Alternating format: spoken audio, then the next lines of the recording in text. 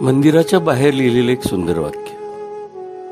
जर उपवास करून परमेश्वर आनंदी असते तर या जगातील रिकामे पोट असलेला भिकारी मनुष्य जगात सर्वात सुखी असता.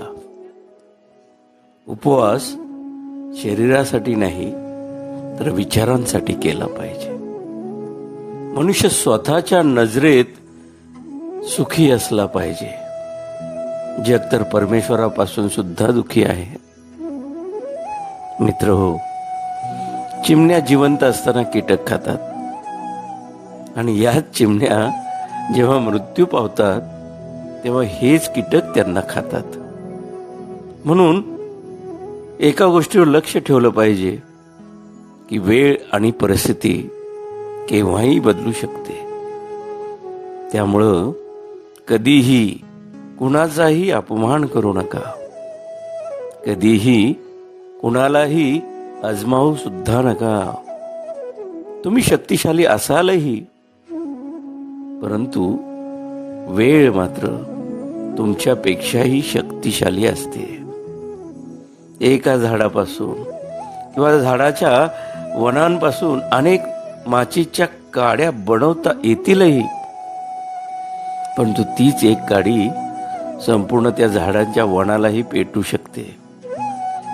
कोणी कितीही महान असे नका, परंतु नियती मात्र कधीही कुणालाही महान बनवत नाही. बघा ना, कंठ दिला कोकिळेला तर रूपच काढून घेतलं. सौंदर्य दिलं मोराला तर इच्छा हिरावून घेतली.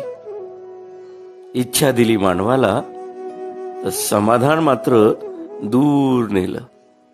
आणि समाधान दिलं संतांना तर संसार हिसकावून घेतला. म्हणून कधीही अहंकार करू नका. परमेश्वराने या मातीपासून बनवलं आणि याच मातीत आपल्या सगळ्यांचा शेवट केला. या जगात माणूस 3 गोष्टींसाठी फार श्रम करतो.